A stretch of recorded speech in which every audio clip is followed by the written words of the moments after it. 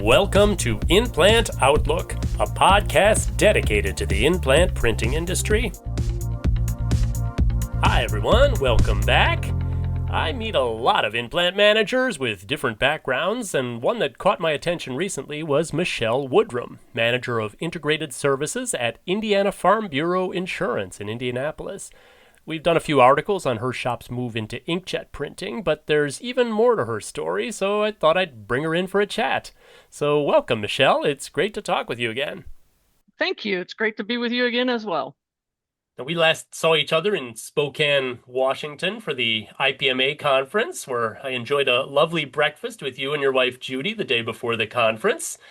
Remember, you had Thank you. quite an itinerary planned for after the conference, driving out to the Pacific Coast and traveling around. How was that trip?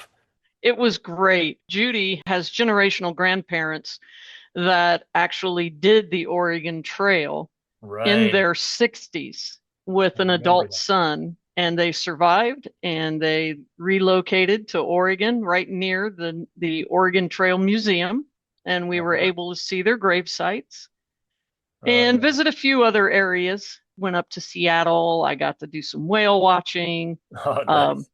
yeah, it was just a great trip all in all. Yeah, I really enjoyed that area, although it was really hot. We had a heat wave during that conference. We Although did. that heat seems like a dream now in this icy cold, huh? Now, you've been at Indiana Farm Bureau Insurance for more than 10 years now. It seems to suit you well. What do you like most about it? Well, I've been here 13. I've 13. been with the print team 12 of those Mhm. 13.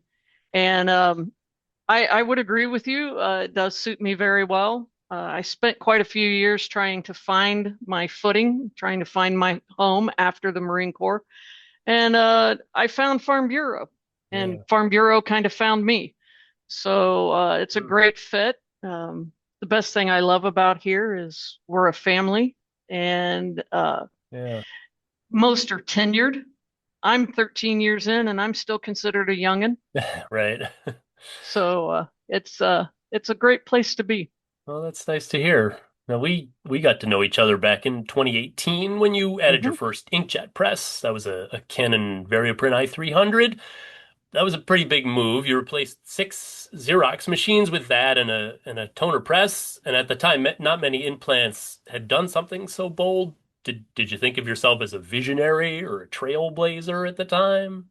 I consider my boss the visionary and the Uh-huh. trailblazer of the time. She was responsible for heading us in that direction. She had a very good relationship with a Canon rep. And when we were given the most beautiful opportunity, because we were remodeling the offices to do something we knew would be a long-term fit for us. Yeah. And he reached out right at the right time and talked with us. And Claire and I went to see that big 300 in Yeah. motion. And she sent me a few more times to a few more conferences to make sure it was really what we wanted to do. And Yeah, so you did plenty of background. Hmm. yep. I mean, I know it worked out, and I know you've upgraded again since then to a IX 3200, and that's been working out pretty well. Oh, yes. Yep. Yeah, We love it. well, good. Well, before we talk more about your print operation, I wanted to find out how you even got into the printing business because that's not where you started out. You were, as you mentioned, we were a U.S. Marine. So, can you tell us what inspired you to even join the military back in '83? A long-standing military history of my family, and an instinctual need to serve. I have this need that embodies me to be of public service, Mhm. and customer service really falls in line with that. So print was kind of a natural progression from that because we do serve our customers. For us, though, our customers are internal, but they're still customers. Yep. Our dedication, our family's dedication and drive to service and to protect our country goes all the way back to the Revolutionary War. Really? Yes, Amazing. it does. I have had a relative, either an uncle, grandfather, father, All right. great grandfather, in every major conflict and every war, all the way back to the Revolutionary War. That is amazing. Yep. Wow. And that you know Uh, that too. You were able to trace yes. that is amazing. Yes. It stops with me. It was not an interest of our newer generations, and that's okay. Mhm. I do have a couple of nephews that have gone on to serve, Mhm. and very proud of them for doing so. But in our Woodrum lineage, it kind of stops here. Oh, well, where were you stationed in your time in the Marines, and what were your duties? Uh, I actually started at not something a lot of people know. I actually started in the Army. Mhm. Went to Fort Jackson, South Carolina, Fort Sam Houston, Texas, and then and I played softball. And then I Oh, did an inter-service transfer into the Marine Corps because, I hadn't had enough beating on my body. So I went to Paris Island, South Carolina, Camp Lejeune, North Carolina. I ended my service at MCRD San Diego. oh, well, all over. Weren't you a chef? Do I remember that right? Chef pastry. Yep. Yeah. 3381. The 80s were a tense time for the Marines. The Beirut barracks bombing in 83 killed hundreds of Marines. There was also the invasion of Grenada. I mean, how did major events like these impact you as a Marine? I was lucky. I served during peacetime, Hmm. and I was out before we actually went in Uh, for Operation Desert Storm mhm. in 91. Yep. But they impacted the women in the Corps because they finally realized that we were a good support group. So in boot camp, they allowed us to qualify with rifles, pistols. We had to go through the gas chamber. But holistically, we were still seen as mostly a support personnel, Yeah. and that's hard when you want to train alongside the guys Hmm. and go in and Yeah. fight alongside Imagine. of them. Yeah. But they can do it now. I'm very Yeah. proud of our Corps because they do allow that now. What made you leave the Marines? Um, to be honest, I was in an era before Don't Ask, Don't Tell, Mm. Yeah. and I signed on the line that I was not gay, Yeah. and Oh. kept my head down, hoped that I never got found out. Somebody found out, turned me in because I kind of hung out with the long tenured officers and higher staff NCOs, and they saw that as an opportunity for me to turn people in, and so they turned me in. Uh, I didn't that's I terrible. didn't turn on anybody. Yeah. I didn't turn on anybody, and because of that, because of I upheld the standards of the Marine Corps and the values of your brothers and sisters above all, that I was able to get a honorable discharge out of the military. Oh boy. Well, it's disappointing you had to go through that, but I suppose Thank you. it led to other opportunities, right? I mean, It sure did. what did you move on to after that? Um, I came out of the military. I went straight to work for a local law firm that had an implant Uh, um, uh, print and mail group, and I my aunt worked for them, so she kind of got me the job. It's back, oh, hire my kid, hire my niece type family, and I got in there, got my first taste of print, really enjoyed it. Um, but oh, there was more I wanted to do still. Like I said, I spent a lot of years trying to find my footing. right. I think you spent some time in law enforcement or private security. Was that something you did? I did. I was in private security. I was a police officer with our local law enforcement up Oh, in Zionsville, Indiana. I did all of that for about 15 years. And oh, when 2008 hit, I had already gone back to college to get my degree. And I worked for a private security firm with a hospital. They froze all the non-clinical positions so that there was no opportunity for advancement. So hmm. I put my name out there, put my resume out there, applied for Farm Bureau, and here I am. Oh, well, that's great. And I had wanted to ask because you went back to you or you went to the university after having some real life experience. So Mhm. what motivated you to want to do that? Well, as my wife says, I was glutton for punishment. I go through Yeah, two boot camps, I go through law enforcement right. academy. I didn't think that was enough punishment, so I thought, why not work full time, raise three kids, and go back to school full time? Oh, that is a lot. Um, I did it because I wanted to go into management, and I knew Mhm. I wanted to lead Yeah, more than anything else. And I knew that in order to do that in today's environment, I needed to have that college degree. yeah. Oh, it's true. Yep. Now I know you once told us in a past article that your mom worked in insurance and you never wanted to follow in her footsteps. So why did you go to Indiana Farm Bureau Insurance? They had an opportunity for me to do what I was comfortable in and to be a base level manager, team lead. And I came in for the interview. My boss had also gone to Indiana Wesleyan, so she knew kind of what my experience and knowledge and education was.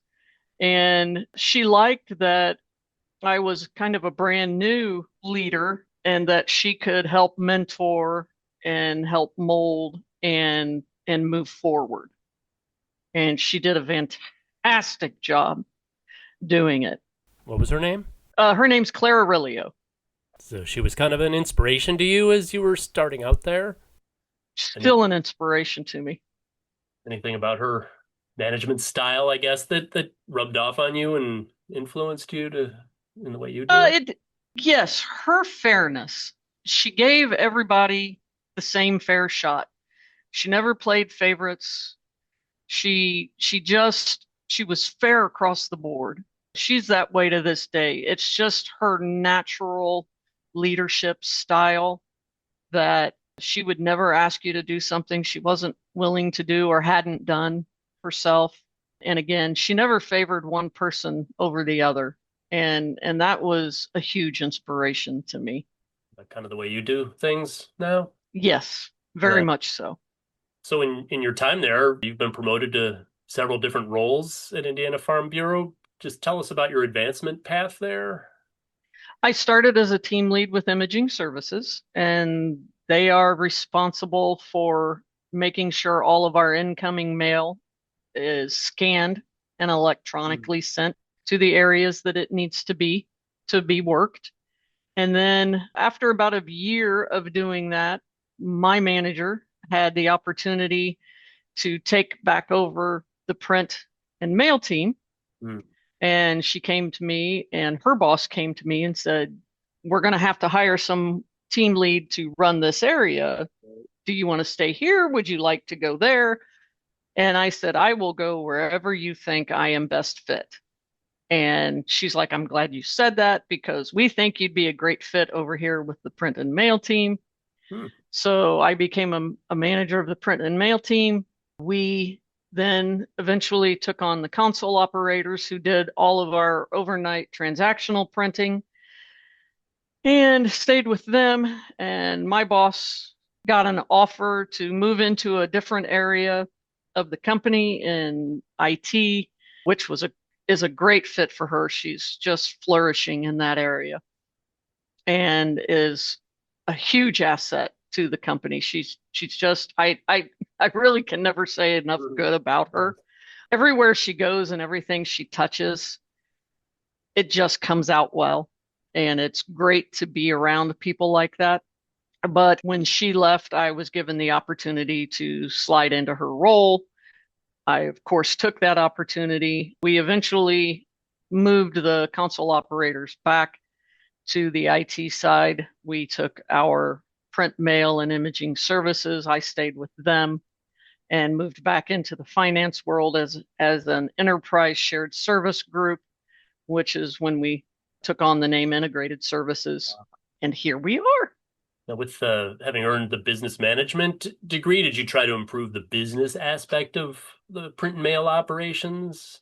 I have. And again, Claire was had played a significant part in that when we saw the opportunity to pull in our console operators and make them part of the print operation. And then we saw the opportunity to move the print away from the console operators and have them specific to the mainframe. And because our machinery, our now IX 3200, is such a well running machine and has such great uptime, Yeah. we were able to do away with overnight printing. Huh. We have a team member that comes in at 6 o'clock in the morning, Mhm. starts the print. The mail team comes in at 7:30, and we've already got print ready for them, Nice. and it's a much better life work balance for the team because Yeah. nobody's having to work overnight. Night shift. Yeah. Yep. Yeah. The 3200 sounds like it's been doing great work for you. Everything you've Oh heard yes. about it. But at some point, and this was an interesting thing that we had in the article, that you had to bring it in with a crane through the fourth floor window. So I was going to ask, what was it like watching your investment hanging by a thread, so to speak? It's all both times it was very nerve-wracking. Yeah. That is a quite an investment Hmm. hanging in the Yeah. air. But the first time it was a little more nerve-wracking. We didn't know the crew that was doing it as well. So the second time it was a lot less nerve-wracking because they're pros at it. And we knew they were pros at it. And our staff here, our facilities team here, both times just had everything locked away Yeah. and ready to go for us. And it was a very smooth, easy operation. It was a little tricky the second time because the first time we were under a remodel. So the area that the machine was going to come in was empty. Yeah. And the second time we had to move a lot of furniture, a lot of desks, a lot of computer equipment, bury some lines back down in the floor to get them out of the way.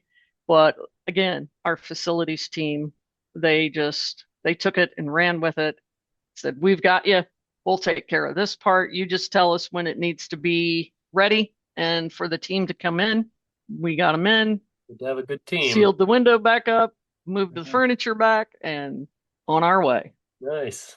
What have you taken from your past experiences in the Marines, law enforcement, that maybe has helped you in your current role? Leadership. Hmm. I was always, in the Marine Corps, the one thing my father said when I went into the military is keep your head down. Hmm. Don't volunteer for anything, Yeah. especially in boot and basic. Don't volunteer. Just get through it. And I didn't listen. I volunteered for everything because I like to lead, Yeah. and I just think it's served me well. I've learned. I have failed. I have learned from my failures. There's mistakes. I own up to those mistakes, which I think is all part of being a leader. I take full responsibility for my team. I don't allow anyone, and that's another thing Claire taught me, is that you're responsible for this group of people. And it's not their responsibility to listen to people yell at them or tell them they did something wrong. It's your responsibility to make sure that is filtering through you. Then you have the opportunity to teach and train. And I have always taken that to heart and followed in those footsteps to do so. Yeah. Nice. I wanted to ask, I mean, there aren't a lot of gay women in the printing industry, and I wonder, have you ever faced any discrimination in this industry because of that? Um, Probably a lot more than there's probably a lot more of us than you realize Huh? in Yeah, the I'm print sure. industry.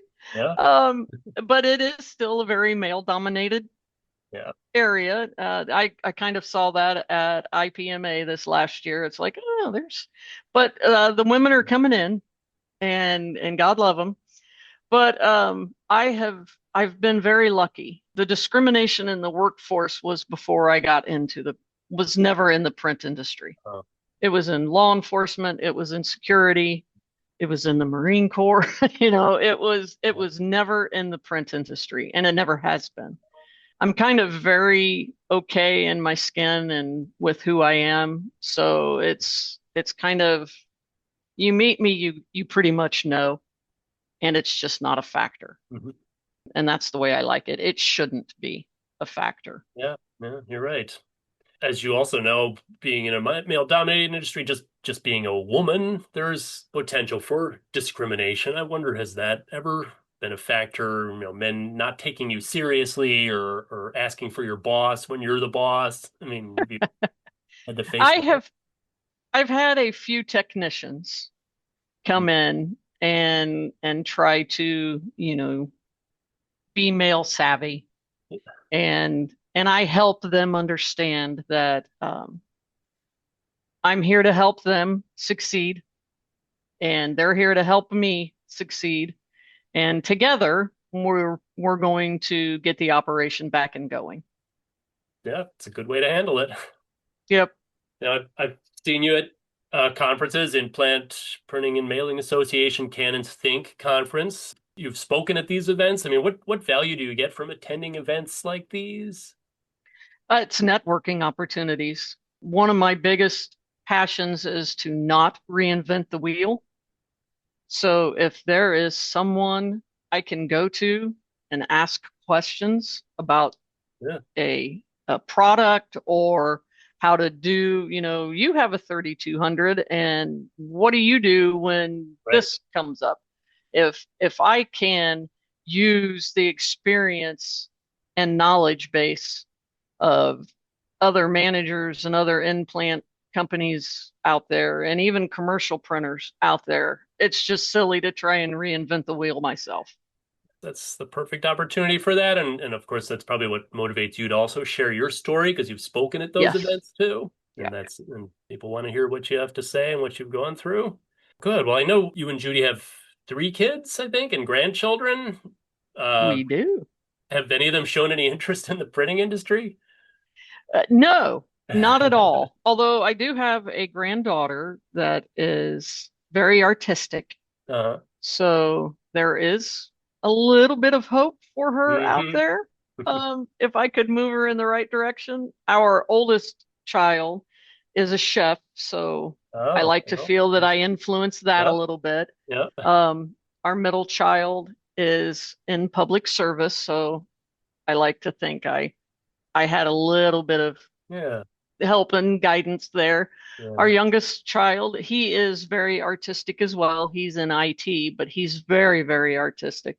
hmm But he never showed the interest or passion in printing. It was mostly he's very techy, and his artistry is a hobby. Yeah. Well, good. Well, on a personal level, I know you used to ride your Harley around the country. Is that still something that you're doing? We traded in two wheels for four, Oh, and we now Jeep around the country. oh yeah. Uh, we have another couple that we Jeep with, that we always rode with. Uh, And so we sold off our motorcycles and bought Jeeps, and uh, now we Jeep together.